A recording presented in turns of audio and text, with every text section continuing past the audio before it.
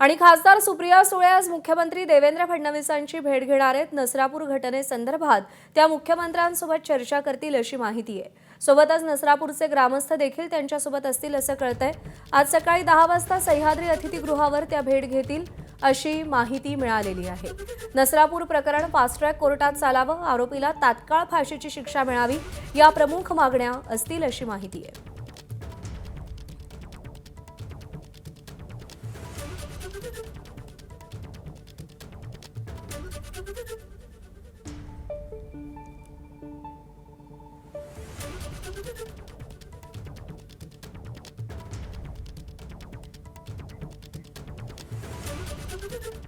आणि यानंतर बुलेटिनमध्ये काही महत्त्वाच्या बातम्यांचे वेगवान आणि सविस्तर अपडेट्स।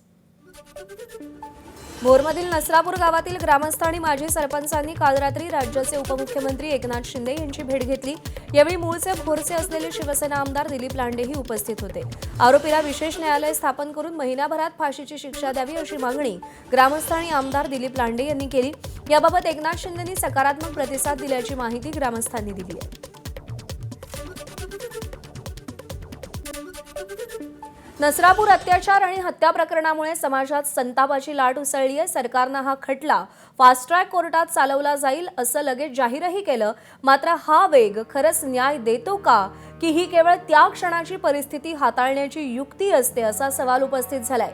राज्यामध्ये 38 फास्ट ट्रॅक कोर्ट आहेत आणि त्याशिवाय राज्यात स्वतंत्रपणे 27 पॉक्सो फास्ट ट्रॅक कोर्टही स्थापन करण्यात आलेली आहेत।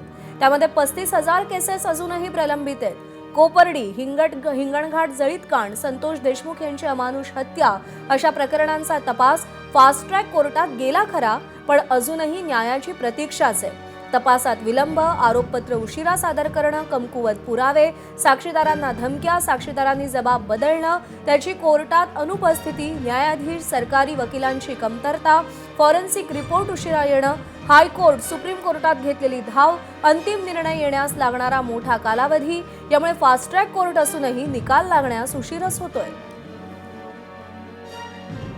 6-7 वर्षापासून फास्ट ट्रॅक स्पेशल कोर्ट चालू असून देखील आणि त्यांनी ठीकठाक काम केलेलं असून देखील 40,000च्या जवळपास खटले पेंडिंग आहेत। मग त्याच्यासाठी आपल्याला फंडिंग वाढवणं गरजेचं आहे। जजेस, स्पेशलाइज्ड जजेस जे ह्याच्यासाठीच काम करणार आहेत, अशा जजेसची अपॉइंटमेंट करणं गरजेचं आहे। आज काय होतंय, ॲडिशनल चार्ज दिला चाललाय सेशन जजेसला, म्हणजे ऑलरेडी ते त्यांचं काम करून त्यांच्यावर त्याचं बर्डन आहे, त्याच्यात हा तुम्ही ॲडिशनल चार्ज देताय। मग ज्या स्पीडनी त्यांना काम करायची अपेक्षा आहे फास्ट ट्रॅक कोर्टसाठी ते होत नाही। आणि यानंतर काही प्रकरणं पाहूयात ज्यामध्ये फास्ट ट्रॅक कोर्टातही न्याय मिळालेला नाहीये। पहिलं प्रकरण 2016 कोपर्डी तल्पवयीन मुलीवर अत्याचार, हत्या, राज्यभर मोर्चेही निघाले। सरकारनं तातडीनं फास्ट ट्रॅक कोर्टात सुनावणीचा निर्णय घेतला। 2017 मध्ये फाशीची शिक्षा सुनावली गेली, जलद निर्णय झाला, पण अंतिम न्याय प्रलंबितच आहे।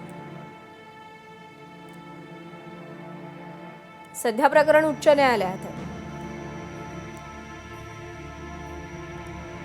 दुसरं प्रकरण खैरलांचीमध्ये मागासवर्गीय कुटुंबातल्या 4घांची क्रूरपणे हत्या करण्यात आली होती। आरोपींना कठोर शिक्षेच्या मागणीसाठी राज्यभर आंदोलनं झाली। फास्ट ट्रॅक कोर्टानं फाशीची शिक्षा ठोठावली, पण उच्च न्यायालयानं जन्मठेप दिली।